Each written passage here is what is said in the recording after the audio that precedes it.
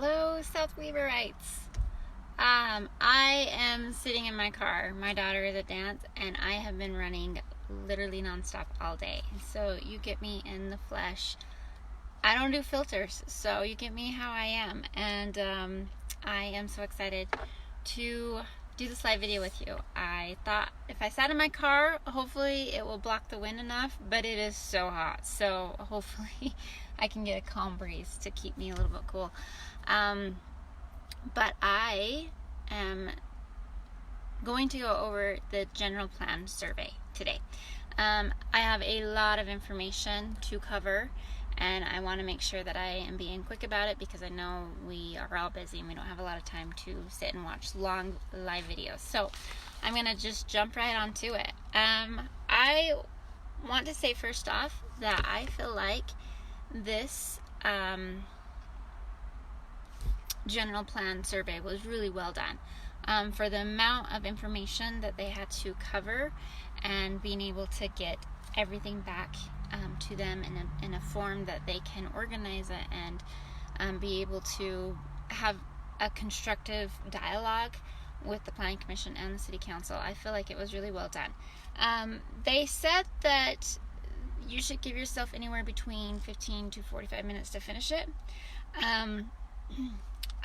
Just know that you are able to pause it wherever you are and come back to it. Last night I was going through it and it was getting late because I was getting a little sassy and a little feisty in my comments, and so I decided that instead of pushing through it, maybe I would take a little bit of break, and it was all just waiting there for me when I pulled it up again today. So if I don't get back to those sassy and feisty comments and review them, I am a little bit sorry. But I'm kind of not, just to be honest. I'm just a little bit sorry. I talked to David Larson today, and I'm going to go into more information about that in a little bit. But I wanted you guys to know that you will be able to edit and add or remove from your survey up until public comment ends at the end of October, which is what it's slated for right now. So don't feel like you need to do it all right now. You can go ahead and add things and then come back later and add more or whatever. So just take it at your own place, at your own pace. So some things that I would do is you're definitely going to want to probably do this survey at a desktop. You're going to want multiple windows open, or you're going to want to print things off. I just so happen to have the general plan printed off. I've been carrying this around with me since August. And so either you can print it off, or you're definitely going to want to have it pulled up. You're going to want to read through it.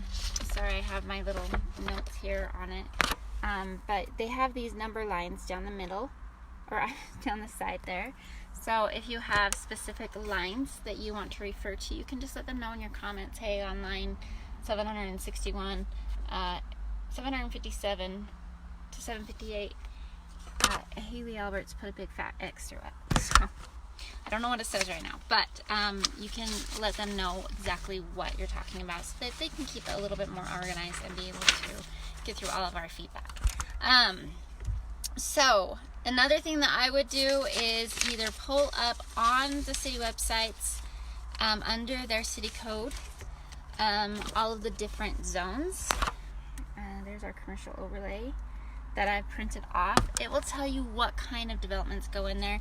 This will be especially helpful for business commerce zone and the light industrial zone. It's kind of hard to know what that means and what that qualifies for. So those are some things that I would print off beforehand or pull up on your computer. If you only have your phone and you don't have a desktop at your home, you can go to the library, or if you can use somebody else's, it's really not going to be very user friendly on your phone to do it. And if you still can't find anything, then come to my house and do it, because I want to make sure that everybody has their public comment there. Okay, so right off the bat, we have our very first, there are 27 questions. Our very first question is your name and address. So pretty easy. The second one goes into the introduction and the master goals. If you read lines 112 to 122, those were the lines that our Planning Commissioner Taylor Walton suggested that we each review on our Facebook page. And it kind of gives the overall goal of what this master plan is hoping to achieve. Hey Bailey. So just take a minute to look over that and then see how it goes with the throughout the rest of the plan, and if that plan that realigns back up with that main master goal that it states at the beginning.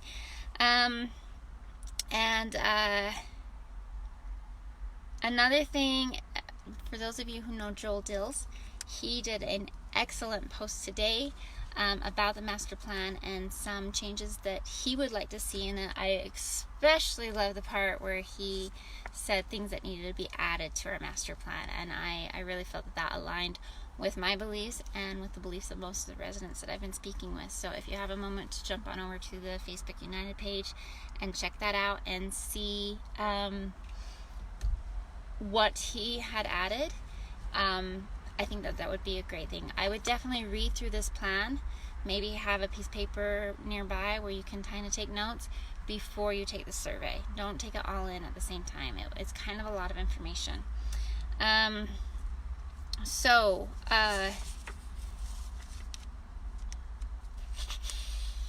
I'm just going to keep on moving along. So this next page 3 has the next set of questions, and that's the section on public comment. So they just want you to read it over, and then there'll be a little comment box for what your thoughts are on that section and how well they presented it.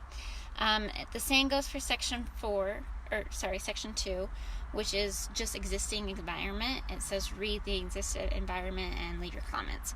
So part of existing environment includes the gravel pits, the slopes, the sensitive lands, hill or forest-based easements, all those things. So make sure you read through each of those and just make sure you're notating those in the comments. I kind of felt like the first time I went through it that I would read the actual paragraph on existing environment, and then I would leave my comments there, not realizing that it's the entire section. It's about 3 or 4 pages. So make sure you read through it and maybe just go through paragraph by paragraph and see if you have any comments to those, and make sure you leave those in the field. Starting on section 3, which is land use, it starts to change a little bit as far as the outlay of it. It starts to ask you questions. So the first question that it asks is about Senate Bill 34. They literally just put the options for Senate Bill 34 into the survey, and they are not easy to understand. I spent a lot of time researching Senate Bill 34, and it's not easy to understand. So that was one thing that I wanted to spend a little bit of time on, probably more so than any other plan, so that you guys can really understand what you're selecting and why you're selecting it. So SB 34 is to help communities in the state of Utah address the concerns of moderate income housing. Barry Burton includes an entire section on what is currently deemed moderate income, but frankly I don't know why that's part of the general plan, because we don't have the ability to make a developer or force a developer to sell or rent his properties for moderate income. So there was a great deal of time spent on what moderate income level is, but I don't really understand the purpose of that, because we can't make a developer actually give that. And currently right now, all of our high density housing in South Weber is outside of the limits of moderate income housing. So that takes me back to one thing that I always have been saying is high density housing does not equal moderate income housing. However, the state of Utah wants communities to make a place for high density housing in the hopes that it will be moderate income. So I looked into the past of this bill a little bit, and it came with a lot of conflict and a lot of contention. Other states have mandated in the past that you have to have a certain percentage of high density housing, or moderate income housing as they like to call it. And it really kind of backfired. So I do have to applaud the state of Utah for seeing that that didn't really go as planned and kind of backfired and really made a lot of communities angry. And so they wanted to come with a more unique approach. We have a very unique approach. I think we're one of the only states in the nation that has the bill laid out like SB 34. So SB 34 gives you 23 options. You must choose 3. Now when I say must, what I really mean is that if you choose 3, you will continue to get funding from the state in TIF funds. I am not yet certain if South Weber City actually uses TIF funds. I need to look into that. But if you don't choose anything, then that's what they always go for, is your funding. But it's actually very specialized funding for roads. So there are consequences if you don't choose to choose 3 of these. Barry went through and he chose 5. He chose 5 different options that are part of SB 34. And I'm just going to go through his 5 because I think that he had some good options and I think he had some really bad options. So I'm just going to go through each of them by their letters. So option A is one that Barry chose, and you will find that on, let me see if I can hurry and pull up what line that starts on. That starts on line 667. Nope, sorry. That page doesn't belong there.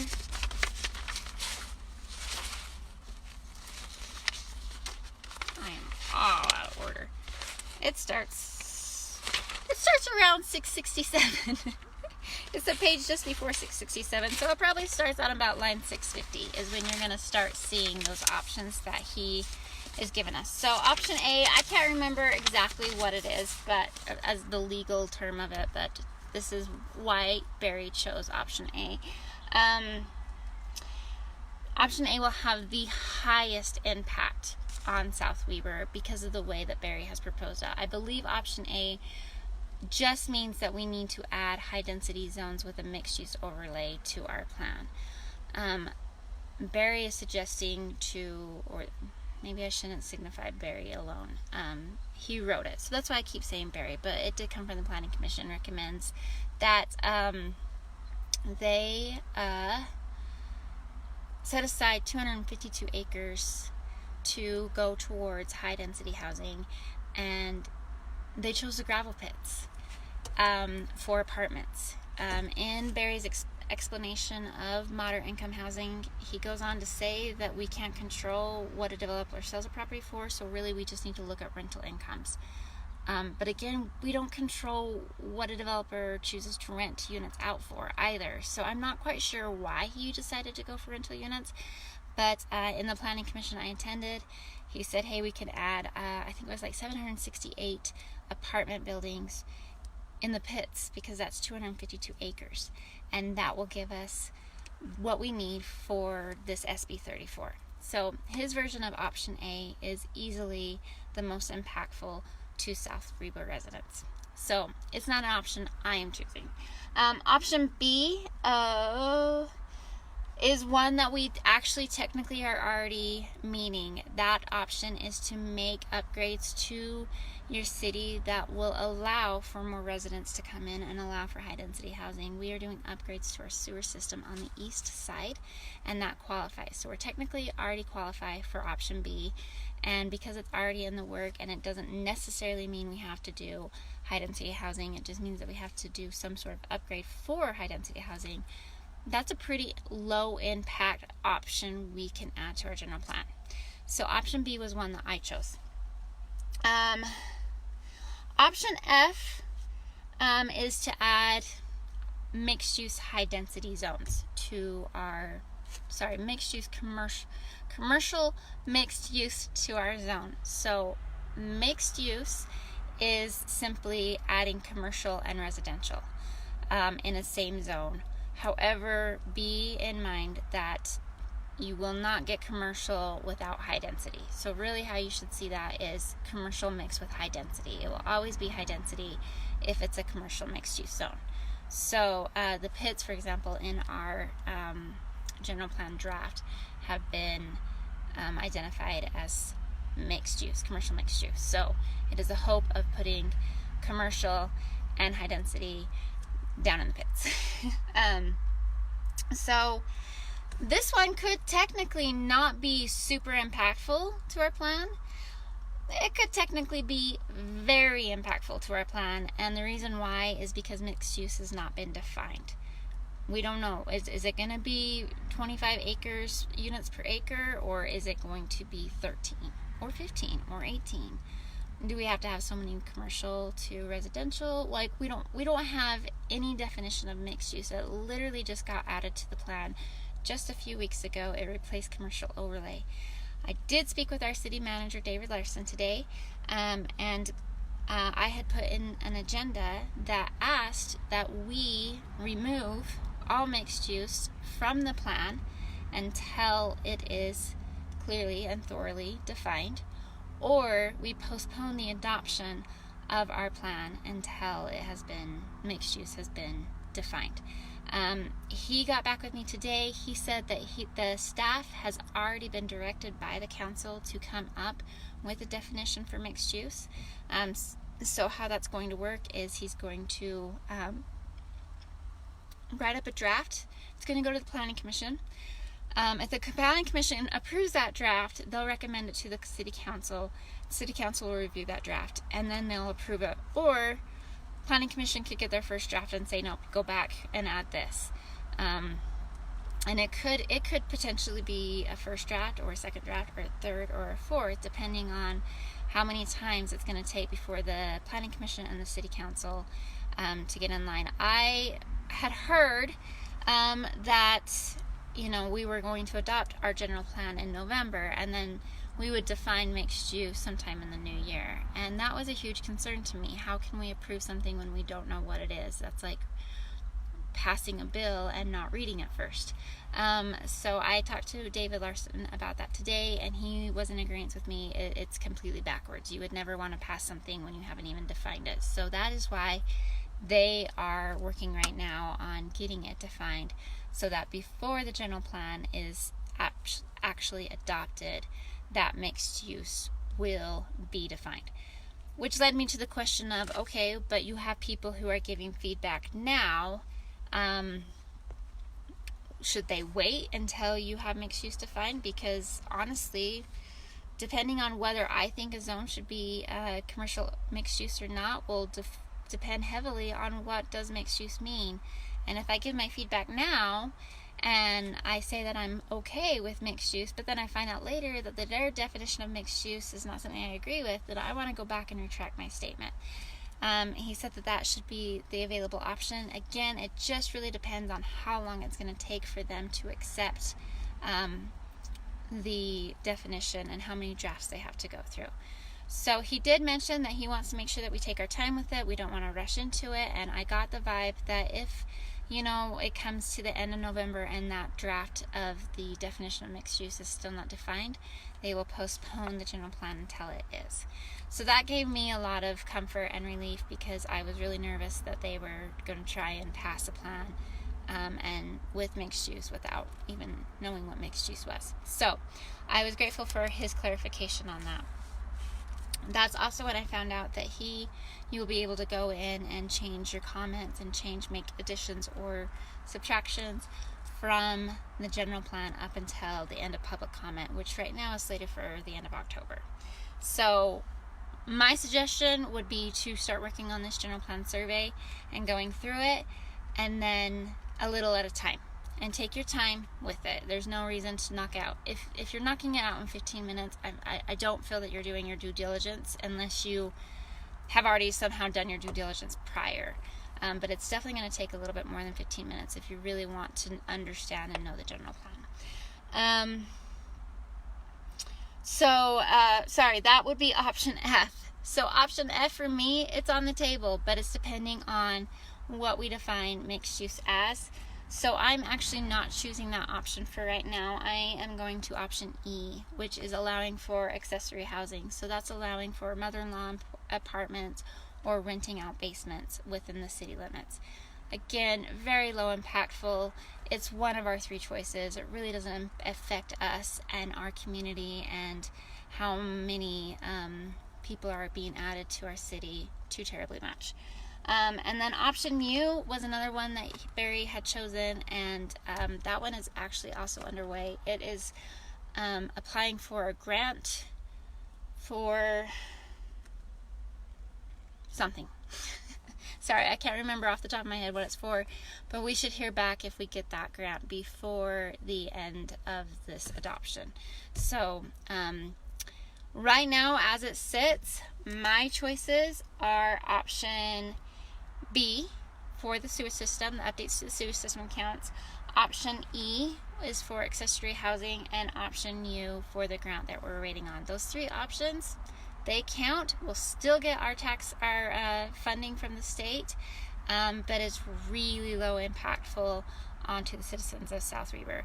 I am open to looking at option F once mixed use is defined, and technically we may already meet option A, but I personally feel that Barry is portraying that we have to make it be 252 acres of high density housing, and I just want you guys to know that that's not the case. We just have to add a high density zone to our plan, which we actually already are. So depending on how our city chooses to move forward with those options could either mean it's a great deal of impact or it's a minimal impact. So if you have any questions on that, please let me know in the comments. I would be happy to answer them. I know that that's a lot of information in a short period of time.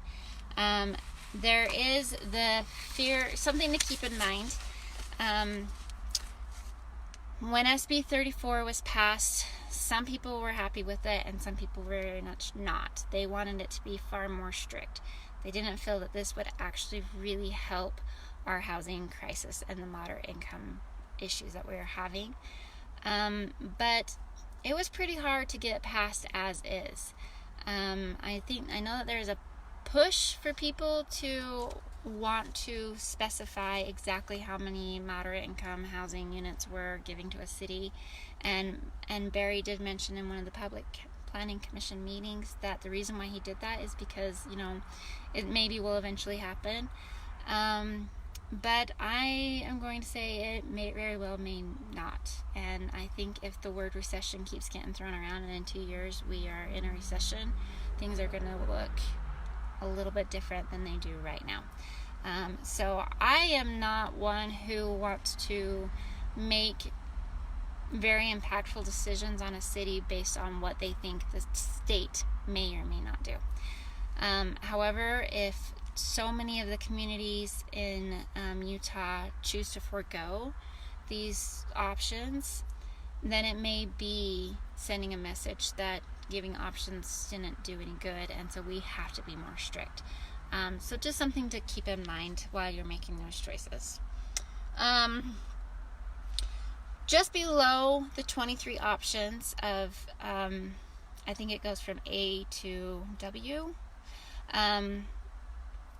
you will see the next question will be an agree or a disagree question, and that is simply, do you agree or disagree that affordable housing should be available in South Weber? Something around that map. And you can strongly disagree to strongly agree. So that's that question. And then it says additional comments. This is the part that I want to encourage you to make sure you read the entire section on land use, because I feel like your brain is focused in on affordable housing, and you might tend to just think to leave just comments on affordable housing, but the land use actual section is again another 3 or 4 pages, I believe. So make sure that you read the whole thing before you choose to say that you've said all the comments that you have. So that is section 3. The next section is section 4. I would encourage you to open up a Google Maps, because they're asking about specific streets in South Weaver. This is a transportation section, so it's going to ask you questions on this one yet, and it's just a strong disagree to a strong agree. Some of the questions are if you strongly agree or disagree to having another east-west corridor. Keep in mind, when they're saying another east-west corridor, they're really talking about South Bench Drive, because another east-west corridor outside of South Bench Drive is not on our transportation map at the time.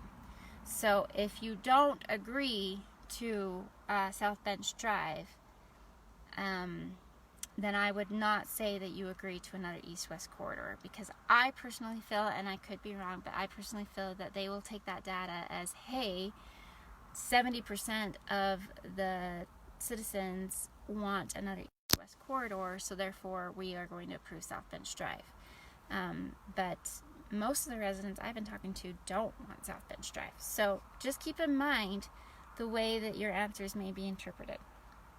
Another question was if you want to connect 1650 East and 1750 East.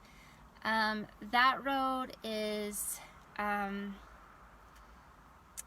above, so there's South Weaver Drive, and if you go by City Hall, it's above City Hall, and it's literally a section of, like, I don't know, Katie, you're listening, 60 feet of road that is not connected, and they're just asking if they think that we should connect this. I don't know what this means, because the reason that it's not connected is it's on private property.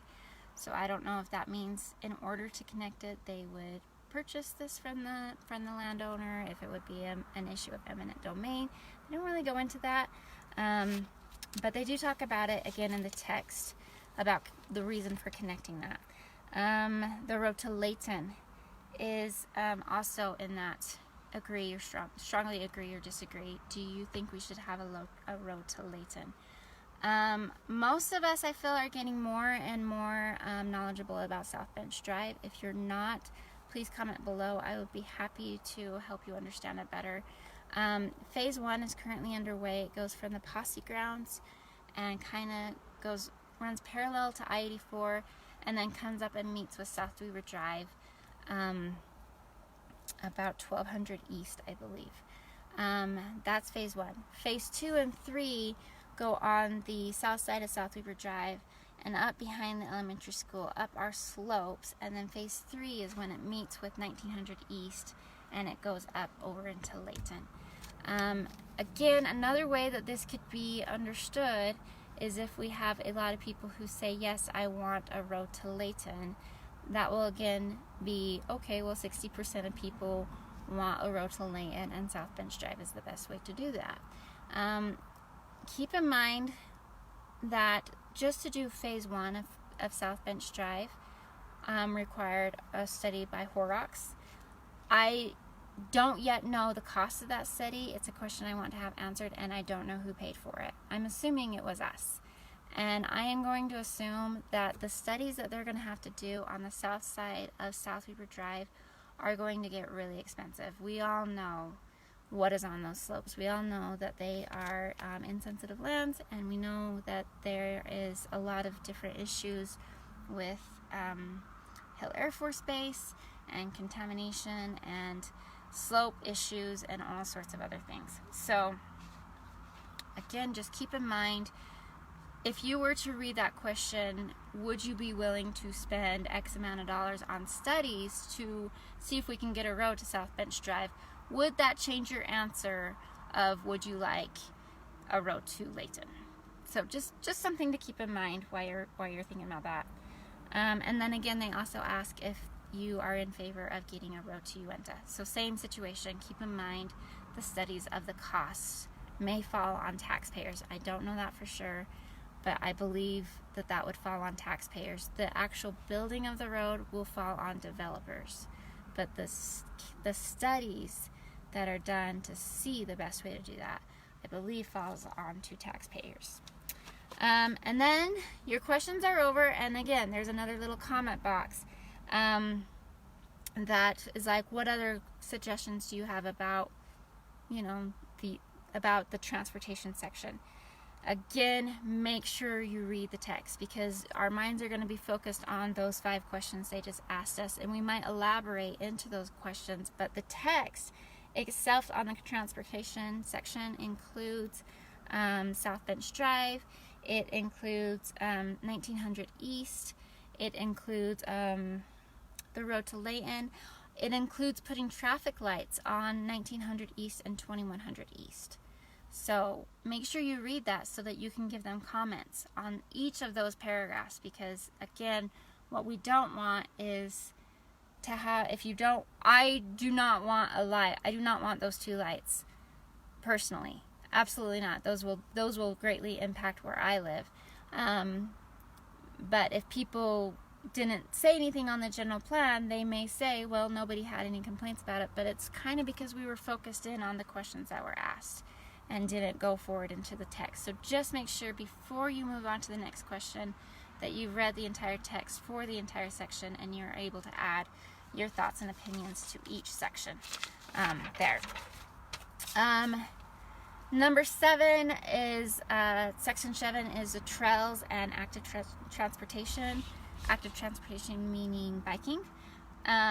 Joe Dills, his post on the Facebook United page that I mentioned earlier, also gave some great insight. Our plan is, I gotta make sure I say this right.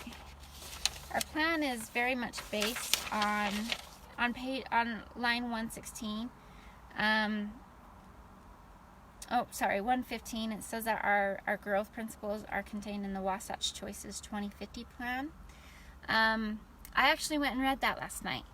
So go and read it. Joel has some great points that he brought up. I had read it last night, and so I had my own perspective, but Joel added more perspective to it. But go and read it and make sure that what the Wasatch 2050 wants to represents what you want as well. So just something to consider. And then section 8 is annexation and expansion. And again, it will say leave your comment on these. So make sure you read the text and contribute to your thoughts on that. So starting at question 19, we actually get into the maps. So this is when you're going to want to have them pulled up so that you can see them. So the maps that they're going to go through is our general plan projection, or our general land use projection. I can't find mine on all my papers, but that's the actual colored map that we look at the most.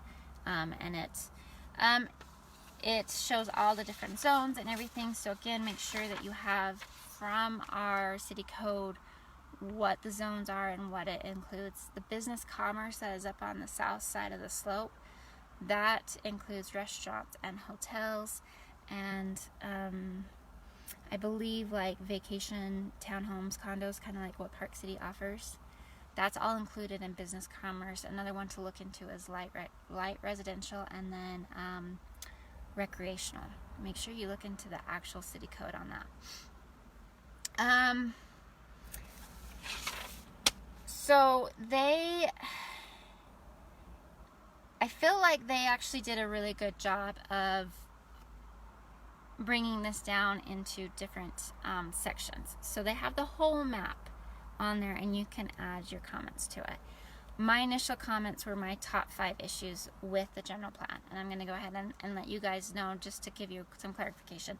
The pits got rezoned from recreational to high density with a commercial with a mixed use. I actually talked to former council member Michael Poff. He had some great insights on why they kept that recreational. The pits are, it's 252 acres, and I think there's a lot of potential and a lot of options there, but it's going to require some out-of-the-box thinking and some different unique perspectives, and I think that they need to have that discussion. The big pits next across from Maverick, their contract is up in 2024, but more than likely they're going to renew. So more than likely any development in that side of the pit isn't going to happen anytime soon. However, it is good to continue to look forward to it and see what we want to do. But I feel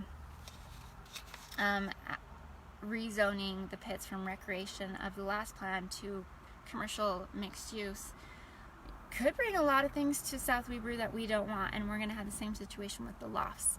It was zoned that way, so therefore we have to add, if the development fits into that zone, we can't say no. We're legally obligated to say yes. So, it may bring things that we didn't intend, like a landfill or a garbage dump or many other things that we wouldn't rather have. So I think that it's best that we move that back to agricultural. My second thing, one thing that you'll notice is there's not hardly any agricultural zones, even though we still have many agricultural zones within our community. We have many working active farms and farmers who are not interested in changing that anytime soon.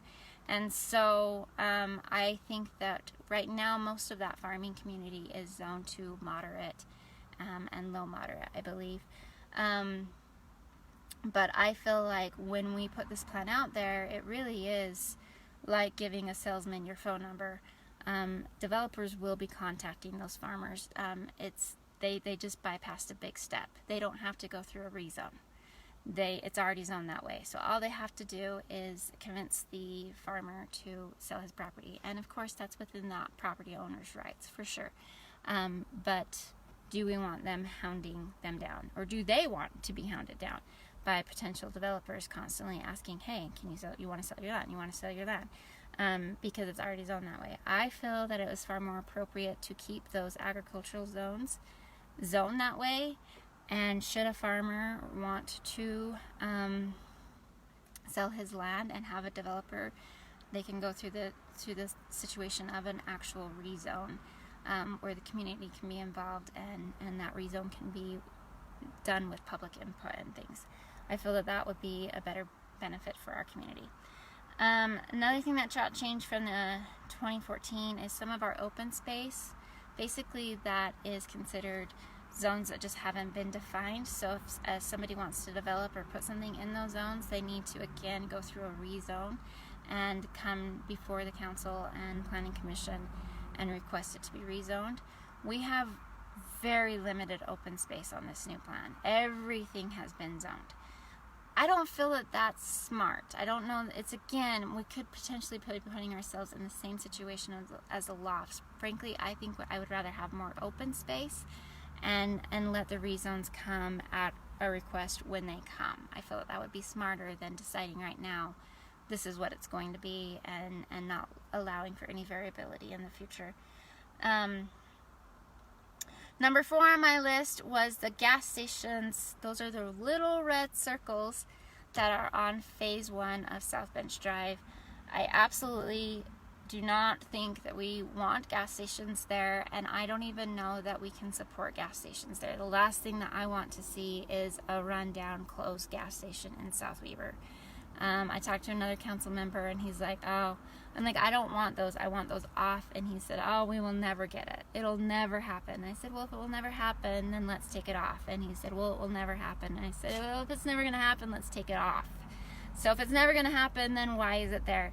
Let's take it off. It doesn't need to be there. And I don't know that the residents want it. Right now, we're just trying to swallow South Bench Drive. So throwing commercial on top of a road that we don't even know anything about is really a hard pill to swallow, and I feel that it would just be best to keep it zoned agricultural for the time being. And number 5 for me was the high density housing added near the city hall, and across from that. I disagree that needs to be the case. I think that we could easily keep it moderate for those that want it, or we could continue to keep it commercial. It's funny because I was in the planning commission when they said we need to change it from commercial. It's obviously never going to develop into commercial again, and yet, they put 2 gas stations less than a mile away. So is it possible to have it zoned commercial? I mean, if we're going to have this new road coming in and all these new developments coming in, perhaps somebody would want to put a little cafe there, perhaps a city library or a coffee shop or a boutique we're going to have all those roads coming. So if we can have commercial just down the street for 2 gas stations, why is it so far-fetched to think that commercial may or may not come to the central point of South Weber? So I think that we either need to send it back to commercial, or we can do low to moderate. There is that new home that's right across the street, or right behind Ray's, which really made it so it could really easily be a low residential, moderate residential area, and it will look really nice and it will blend really well. But if we have people who, I think that it should be a question of commercial or a question of low to moderate, but I don't think high density should be on the table at all.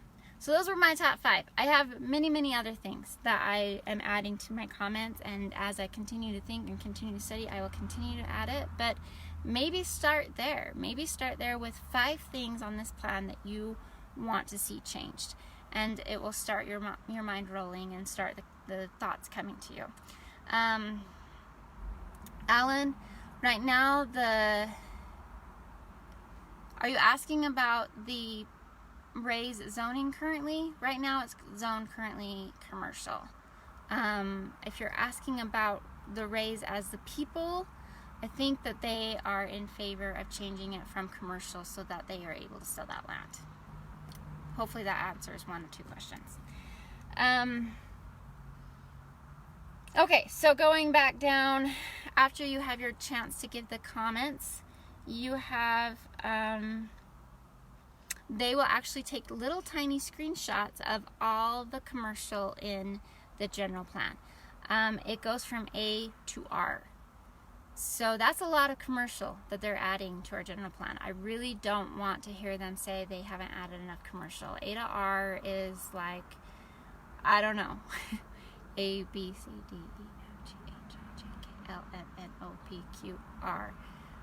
18 different zones that we've done for commercial. So they will give a little snapshot, and they want you to click the ones that you are okay with being zone commercial. And then below that, there'll be a little comment box, and it will say why. Please comment on the ones you didn't choose. Why don't you want them to be commercials? And any other choice of feedbacks. And then they'll do the exact same thing with high density housing. Those are from A to E. A, B, C, D, E, 5. There's 5 new zones for high density housing. And again, same thing. You click the ones that you're okay with. The ones that you didn't choose, they'll have a little comment box for you to be able to say why you didn't choose those. And then it's going to go back to the transportation maps. And it's going to go back to that same format that we started with, just a comment box. And it's just going to say, what do you think about this? So really look at those roads.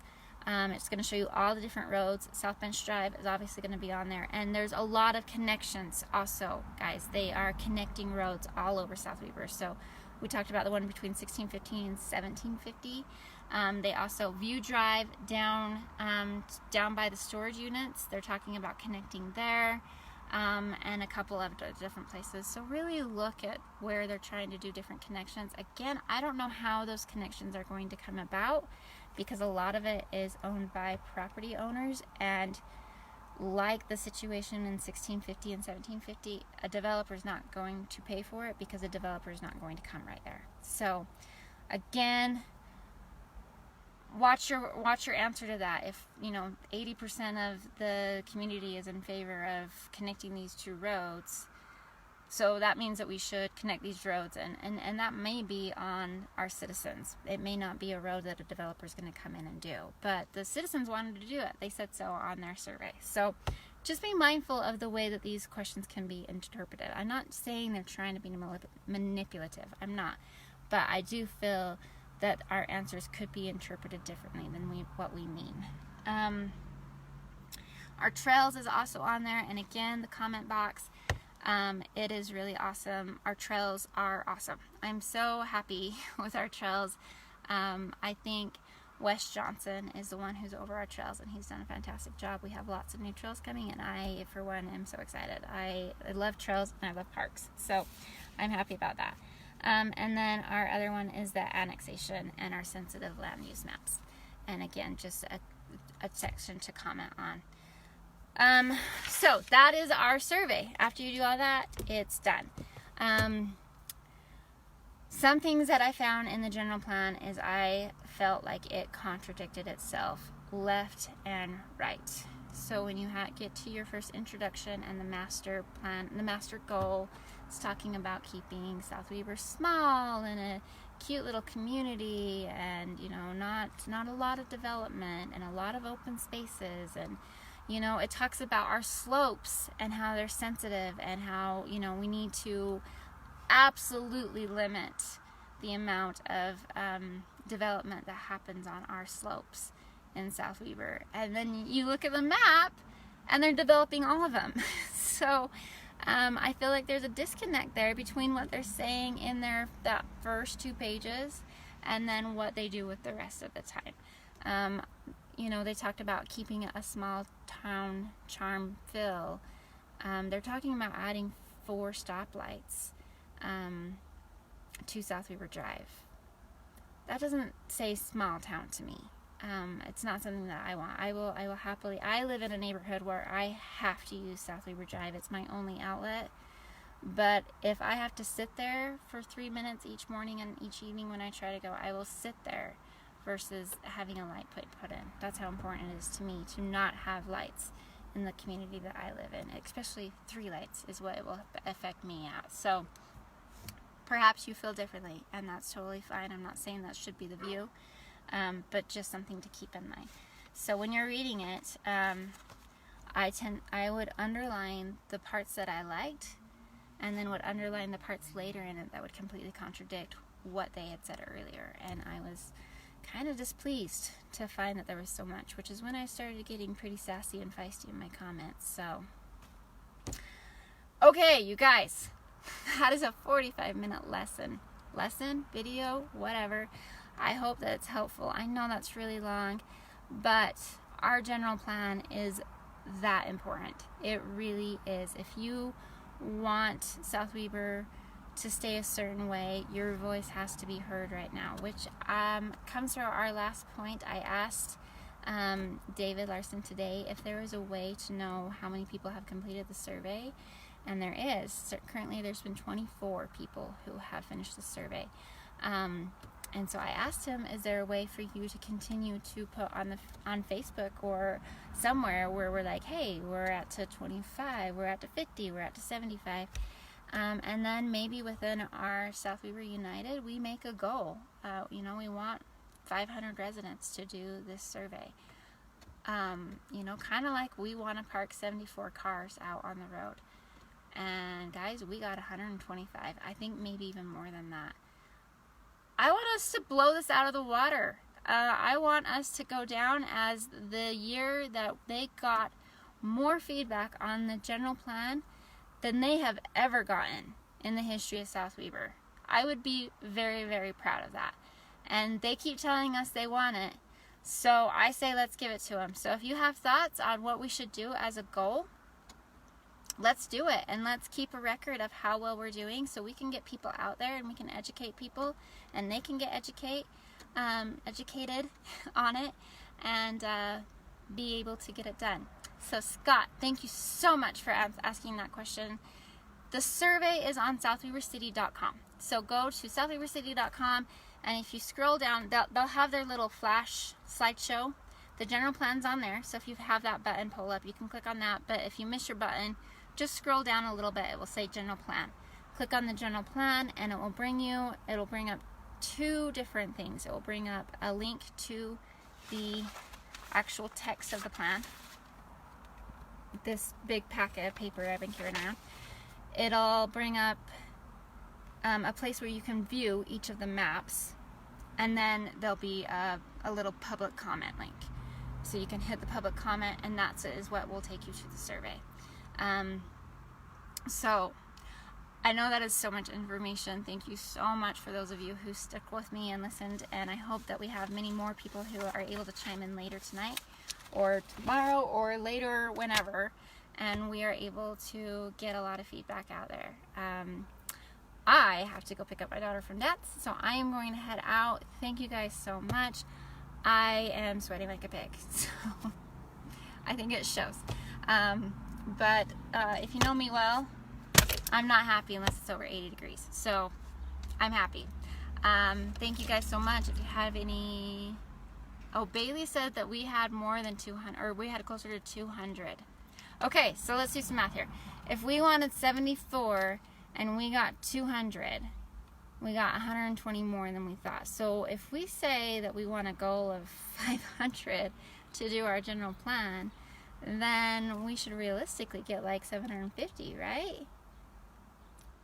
Let's put that planning commission to work. Let's give them 750 residents giving comment and public feedback on this general plan so that they can't say to us, where were you when we were talking about this? All right. Thanks you all so much. Love you. Mwah. Talk to you later. Bye.